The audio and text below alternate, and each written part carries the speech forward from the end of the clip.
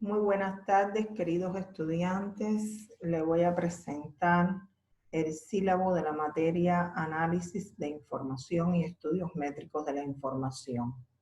Esta materia tiene como resultado de aprendizaje analizar el conocimiento acerca del comportamiento y las regularidades de los fenómenos presentes en los procesos de producción, comunicación, distribución y uso de la información y de muchas de las actividades bibliotecarias a cuyo efecto aplican técnicas estadísticas y de modelación matemática. Hay 4 unidades que vamos a ver en el sílabo, de las cuales tienen diferentes niveles taxonómicos para tratar los contenidos y diferentes, lógicamente, resultados de aprendizaje y forma de evidenciar estos resultados. En la primera unidad se va a trabajar a un nivel del conocimiento, describiendo cuestiones relacionadas con los paradigmas epistemológicos y emergentes en la bibliotecología, documentación y archivo, así como en los estudios métricos de la información. Vamos a evidenciar estos resultados a través de resúmenes y seminarios en foro temático. En la unidad número 2 vamos a trabajar explicando las disciplinas métricas y las leyes bibliométricas a un nivel de análisis y vamos a evidenciar estos resultados utilizando el seminario también en foro temático. En la tercera unidad, después del examen de medio ciclo, vamos a trabajar analizando cuestiones relacionadas con la investigación científica, la comunicación de resultados científicos y su visibilidad, y vamos a trabajar a un nivel de análisis, evidenciando estos resultados a partir de la resolución de ejercicios, del registro en base de datos y del trabajo con rankings. En la cuarta unidad vamos a aplicar indicadores métricos en la evaluación de la ciencia de la actividad investigadora y vamos a evidenciar los resultados a partir de la resolución de ejercicio, del registro en base de datos y del trabajo con rankings. La unidad número 1 tiene 2 temas. Es con la que vamos a comenzar a trabajar en la tarde de hoy. Ella se titula Consideraciones teóricas en torno al análisis de información y los estudios métricos de la información. Un tema número 1, paradigmas epistemológicos y emergentes en la bibliotecología, documentación y archivo. Un tema 2, introducción a los aspectos históricos y metodológicos de los estudios métricos de la información. Las actividades de docencia van a ser justamente siempre videoconferencias asincrónicas. En esta unidad tenemos seminarios. En la parte práctica tenemos también el análisis y comprensión de materiales bibliográficos y documentales. Y en aprendizaje autónomo, elaboración de resúmenes. Estaremos trabajando en la unidad número 2, titulada Las disciplinas métricas y las leyes bibliométricas.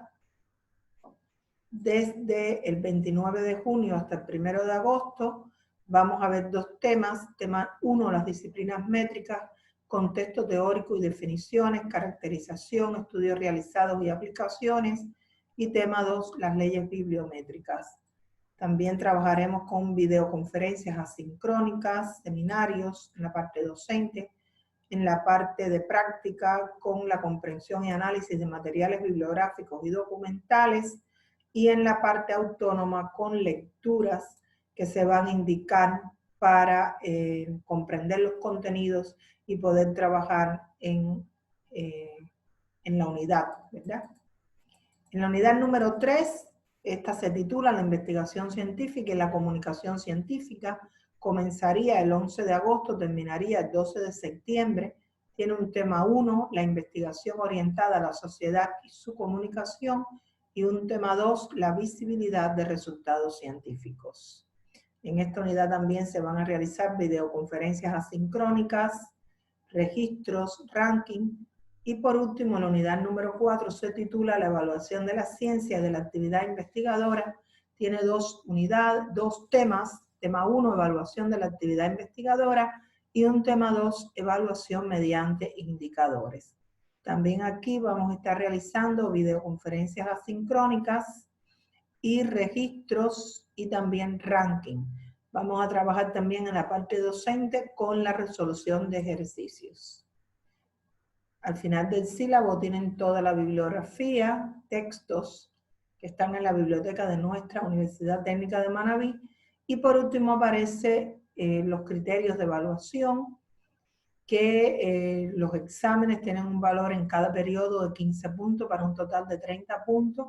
El componente docente también tiene 15 puntos. Vamos a estar trabajando con seminarios y resolución de ejercicio en ambos, en el componente docente, con valores de 5 y 10 puntos respectivamente, tanto en medio ciclo como en fin de ciclo. En el componente práctica vamos a estar trabajando con el análisis y comprensión de materiales bibliográficos y documentales con valores de 5 puntos en cada ciclo. Los registros también tendrán un valor de 5 puntos en cada ciclo. Los resúmenes de 3 puntos, las lecturas de 2, los rankings de 5. Todo ello hará un total unido al examen de los 100 puntos requeridos o como calificación máxima. Vamos a pasar a explicarle lo que es el aula virtual. ¿Cómo está conformada esta aula virtual? Bueno, la aula virtual, como es lógico, tiene una presentación, ¿verdad?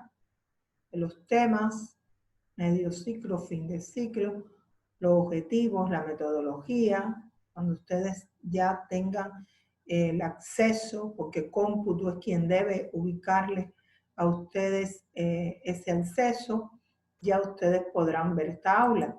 En comunicación podrán ver los foros, vamos a trabajar con el foro de dudas e inquietudes por unidades, también tienen un cronograma de medio ciclo, con los horarios supuestamente de las clases, aunque estas clases lo que van a estar es grabadas, son asincrónicas, pero de todas maneras yo le he colocado aquí para que no se pierdan y si es posible en estos horarios, pues ustedes vean ya la conferencia, porque previamente al horario van a estar colgadas ya en la plataforma. Medio ciclo, aquí tenemos la unidad, todas las unidades van a tener la misma estructura, su resultado de aprendizaje, sus temas, como ya vimos en el sílabo, cada unidad tiene 2 temas, esta es la unidad 1, aquí van a estar los recursos, dentro de estos recursos tienen ustedes las clases del tema 1, son todas presentaciones en PowerPoint, como veremos, aquí está la clase 1, la clase 2, la 3 y la 4, o sea, las 4 clases del primer tema. Ese primer tema viene terminando sobre el 13 de junio aproximadamente. Luego van a tener un tema 2 que ya terminará hacia el 27 de junio.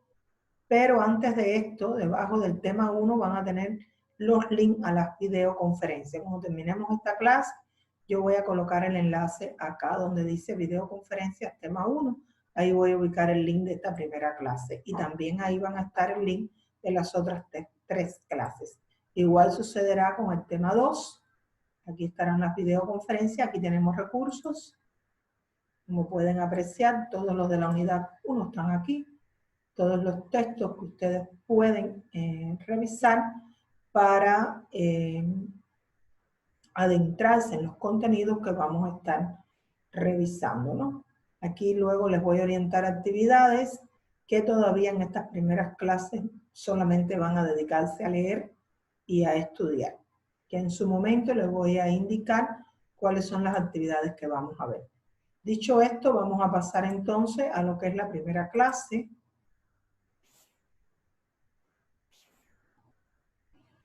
Tema 1, paradigmas epistemológicos y emergentes en la bibliotecología, documentación y archivo. El resultado de aprendizaje que se quiere con esta clase es que ustedes sean capaces de describir las cuestiones que van a estar relacionadas con los paradigmas epistemológicos y emergentes en la bibliotecología, documentación y archivo, así como con los aspectos históricos y metodológicos de los estudios métricos de la información. Por tanto, los contenidos que vamos a ver son justamente paradigma físico, paradigma cognitivo, paradigma social, el análisis de dominio de Bircher Horland, se va a indicar bibliografía para reforzar estos contenidos y cualquier duda podemos retroalimentarnos utilizando el foro de dudas y también el grupo de WhatsApp que tenemos con ustedes. Primer punto, paradigma físico, paradigma cognitivo, paradigma social y análisis de dominio.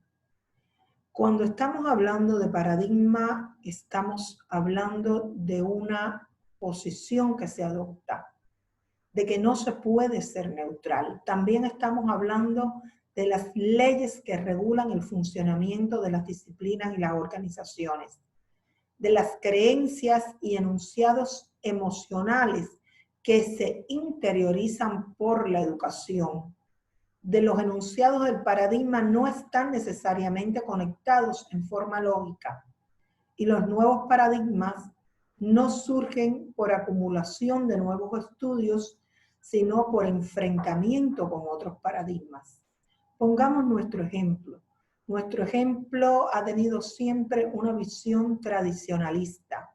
Se habla del bibliotecario pensando únicamente en la biblioteca como un almacén de libros físicos que presta algunos y otros libros. Y a veces, dolorosamente, ese pensamiento también es nuestro. Y no se comprende el papel, el rol fundamental que juega en estos tiempos nuestra profesión como gestor del conocimiento.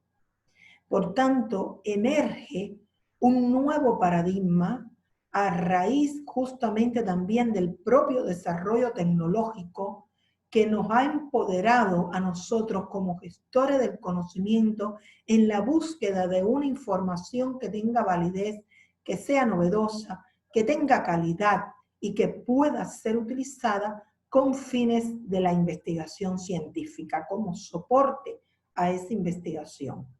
Se dice que un paradigma se hace dominante cuando se muestra la validez de nuevas ideas. Y a eso estamos abocados los bibliotecólogos, a cambiar esa visión tradicionalista por una visión novedosa de gestor del conocimiento. Por tanto, dice aquí que los paradigmas que caracterizan un dominio se construyen sobre la base de interacciones cognitivas que ayudan a comprender la realidad. Nosotros tenemos muchas interacciones. ¿Por qué? Porque confluyen en nuestra ciencia tres disciplinas: la bibliotecología, la documentación, la archivología. Y cada una de ellas tiene sus características, cada una de ellas tiene un rol que jugar en la sociedad y tiene un tipo documental o varios tipos documentales característicos y propios con los cuales brinda un servicio y satisface una necesidad informativa.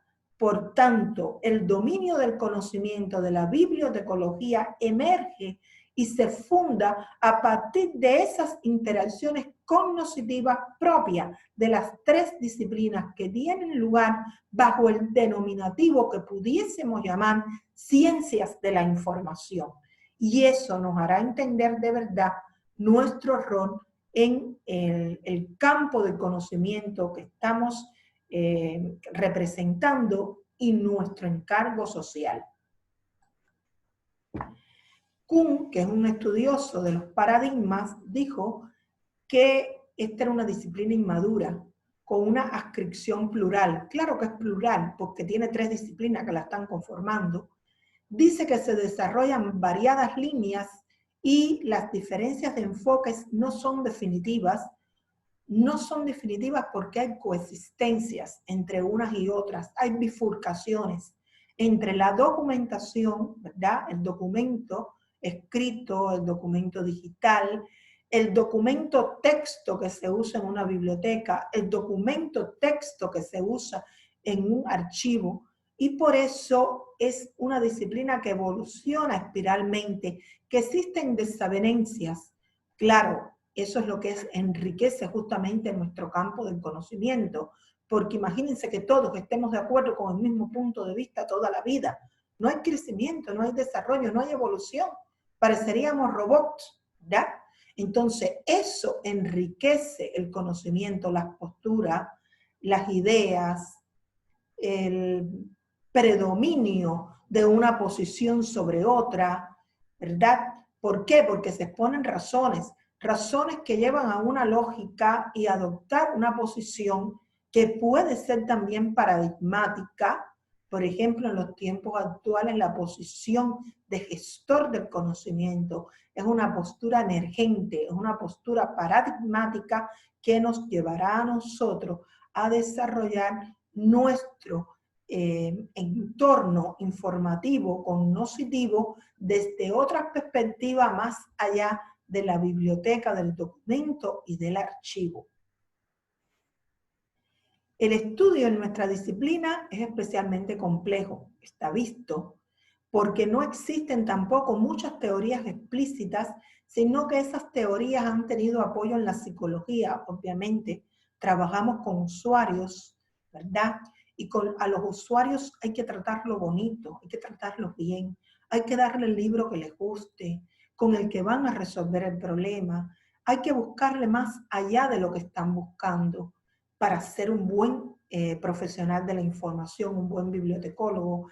Hay que tener esa actitud servil de ayudar, de colaborar. Entonces estamos trabajando con la psicología del ser humano, también con la sociología, pues es la sociedad, también todos formamos parte de una realidad social, y también con la gerencia, porque gestamos conocimiento, gerenciamos información, esa información la comunicamos en diferentes soportes, de diferentes formas, y ayudamos a la toma de decisiones, ¿verdad? Por tanto, se dice, y cito a Horland, que la mayor parte del trabajo tiene carácter pragmático, lógico, porque estamos brindando servicios. Rendón Rojas, que es otro clásico, manifiesta que la ciencia bibliotecológica y de la información se desarrolló bajo un paradigma centrado en el tratamiento y organización de documentos impresos y en los servicios generados con estos en las unidades de información. Lógico, en los tiempos anteriores la biblioteca era puramente física y lo que allí se prestaban eran los documentos impresos, y los servicios que se generaban era únicamente prestar el libro, prestar el periódico, prestar la revista, y ahí es que comenzamos nosotros en nuestro rol, en nuestro papel en aquellos tiempos, ¿verdad? Especialmente esto se veía en las bibliotecas y en los archivos. Más adelante, producto de los adelantos tecnológicos, nuestro rol va cambiando, se está produciendo información científica, hay un predominio de la virtualidad, los cambios más trascendentales han tenido lugar a partir de la proliferación de nuevos soportes. En las bibliotecas hubo un momento en que se trabajó con microficha, microfilm. En estos momentos, pues, estamos hablando de bibliotecas virtuales, de las nuevas demandas por parte del usuario, donde hay un predominio de la virtualidad, señores estudiantes. Estamos viendo ahorita, en estos tiempos, qué nos ha pasado. Estábamos preparados para impartir docencia de forma presencial. ¿Y qué nos pasó? Pues hemos tenido que trasladar todas esas clases a la virtualidad. Que hay otras cuestiones, que hay otros elementos que son objeto de debate, como si estamos preparados, si tenemos los equipos, si tenemos los recursos, ya eso son otras cuestiones. Pero más allá de todo eso, hay un predominio de la virtualidad en nuestra vida, en todas las esferas de nuestras vidas, y los bibliotecólogos son los profesionales por excelencia para trabajar con información en los entornos virtuales. ¿Por qué? Porque saben discernir la información valiosa de la que no lo es, la información que tiene una calidad y una autoría de la que no lo tiene. Se dice también que el núcleo duro de la bibliotecología actualmente está dado en el sistema informativo documental, y que este sistema va a estar conformado por elementos básicos: disciplina, documento, información, usuario e institución informativa documental, así como en las múltiples relaciones que se pueden establecer entre ellos. Bueno, justamente siempre eso ha existido. O sea, el sistema informativo documental siempre va a estar presente. La disciplina nuestra, ya sea la bibliotecología, ya sea la documentación o la archivología, va a trabajar con documentos, va a trabajar con información, va a servir a alguien, a una persona que se llama usuario, llamamos usuario, y claro que nosotros también formamos parte de una institución informativa documental y se van a producir relaciones entre todos estos factores o elementos que son los que van a conformar el sistema informativo documental. Veamos qué dicen otros autores. Moncada en el 2011 plantea que en cuanto a paradigmas epistemológicos se refiere, la literatura especializada tiene una profusión terminológica en cuanto a perspectivas o enfoques, porque puede utilizar términos tantos como paradigmas, teorías, representaciones, perspectivas. O sea que hay un intercambio entre términos a la hora de abordar el fenómeno. Muchas veces se habla de paradigma como una posición a asumir, se habla de teoría, se habla de enfoque, se habla de punto de vista, de perspectiva. La mayoría de estos paradigmas son tomados de otros campos del conocimiento. Se dice que de la psicología, la sociología, la pedagogía, incluso de ciencias empíricas. Yo pudiera mencionar aquí la informática, la cibernética, la estadística, también porque son ciencias que han aportado a nuestro campo del conocimiento y de las cuales también nos nutrimos. Pues justamente esta materia con el análisis métrico va a utilizar elementos del conocimiento que van a estar presentes, por ejemplo, en las ciencias matemáticas.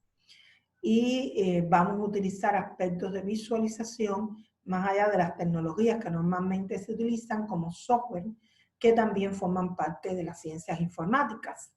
Y vamos a seguir trabajando con la psicología, pues trabajamos con los usuarios, vamos a seguir abordando la sociología, pues formamos parte y respondemos a la sociedad, y también de la pedagogía, pues tenemos que hacernos entender y comprender de múltiples maneras para poder dar un buen servicio, ¿no? De eso se trata.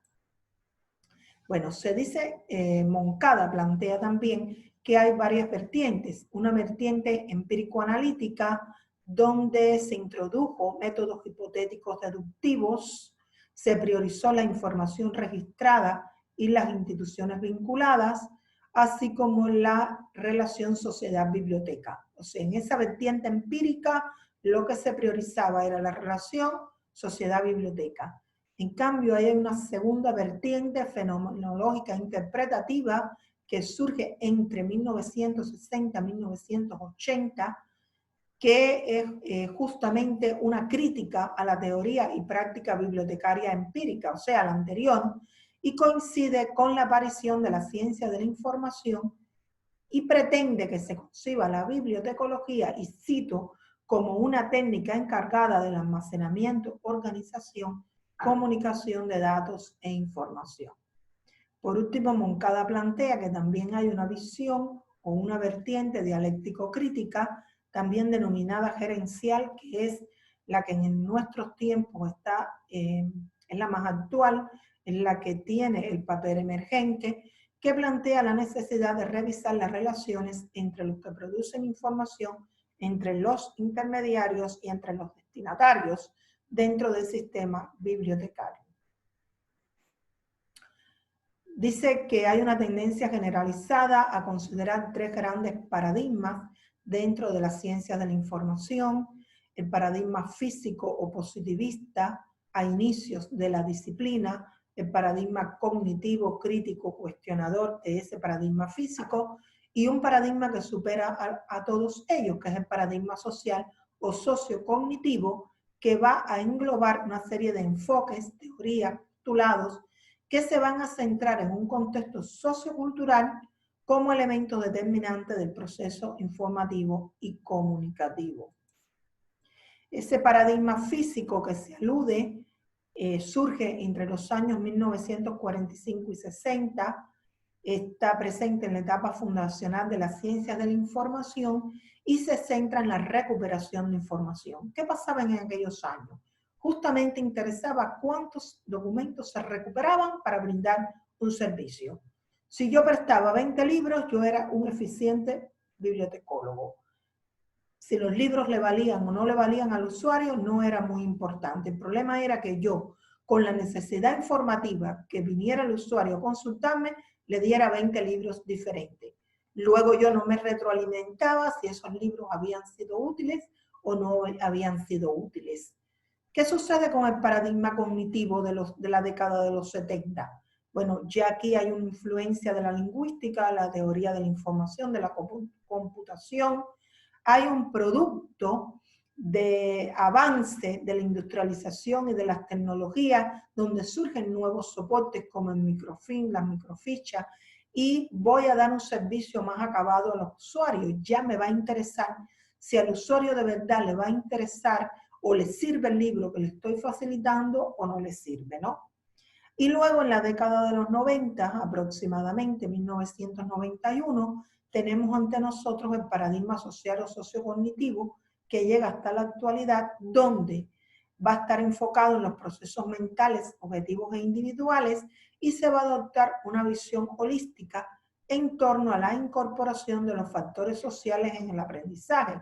Me interesa que el usuario salga satisfecho con la información que le estoy brindando, pero que además con esa información el usuario resuelva una problemática social, resuelva lo que vino a buscar. Más allá del libro, si vale o no vale, me interesa que le valga y resuelva el problema. Por eso este paradigma es un paradigma que está presente, está latente hasta nuestros días. Este paradigma también se va a consolidar en la década de los años 90, decía yo, 1991, y hay una propuesta de Horland y Albrecht justamente del análisis de dominio. Interesan, claro está, las personas, los individuos, que son los que llevan adelante las áreas del conocimiento, pero va a estar centrado justamente en las disciplinas, en los dominios de esas ramas del conocimiento. También en la literatura especializada hay otras teorías, hay otras perspectivas epistemológicas y tenemos que tener presente esta que señala Capurro, que se identifica con el denominativo de hermenéutica, y justamente el pensamiento hermenéutico se dice, citando a Castillo Guevara y a Leal Labrada, que es el proceso que busca develar los significados que parten de lo evidente y lo explícito hacia aquellos que se encuentran sumergidos en las profundidades de sus contenidos y que se ofrecen de forma implícita. Se dice también que la hermenéutica tiene una influencia muy grande dentro del paradigma social en cuanto va a condicionar las relaciones sociales sobre los aspectos del discurso que de alguna manera va a facilitar, manifestar aquellas necesidades de información que van a estar presentes en los sujetos y también los criterios que pueden tener ellos sobre lo relevante y pertinente que puede ser esa información y la selección de la misma. Aquí hay una síntesis de lo que es el paradigma físico, que su foco, su centro de atención era el acervo documental, sus colecciones, el uso, ¿verdad?, de las colecciones. También se habla de la vertiente matemático-computacional de las tecnologías, que marcó un cambio de prioridad de lo contable, de lo cuantificable a lo cualificable, o sea, justamente el aporte fundamental en ese momento fue la creación de los lenguajes documentales por la necesidad ya que había de empezar a representar esa información que estaba en los soportes físicos y que comenzaban a gestarse desde el punto de vista tecnológico. Luego el paradigma cognitivo, estamos hablando ya de lenguaje de indización, de clasificación, de resumen. Es un paradigma más dinámico, con interacción social, con un proceso de conocimiento, y también se habla de que hay una confluencia de carácter multiparadigmático, porque es cierto que hay una convergencia entre los paradigmas cognitivos y físicos, pues se mantiene, por ejemplo, en una biblioteca las colecciones en físico, y también se mantienen colecciones digitales. Y hay, por supuesto, una interacción entre las personas, desde los bibliotecólogos que brindan el servicio, los autores, los usuarios, ¿verdad?, sobre los documentos, sobre los textos y sobre, por ejemplo, resúmenes que se realicen por parte de los bibliotecólogos para brindar un servicio más acabado. Los sistemas informativos documentales se deben a una o varias comunidades de usuarios. Tienen además un trabajo donde media el sujeto, por tanto hay un carácter subjetivo, donde se va a tratar de dar respuesta a esas solicitudes de información, donde se deben ofrecer servicios ciertamente inteligentes basados en esos procesos de mentalización, en esos procesos cognitivos. Y los usuarios serán capaces de identificarse con estos sistemas en la medida que se responda a sus expectativas. Bueno, esto es todo lo que tenemos en esta clase. Se les está indicando acá la lectura de los textos que aparecen para que ustedes vayan ampliando sus conocimientos sobre los contenidos de la clase. Esto no es un tema acabado, pues es un tema que es justamente su primera clase.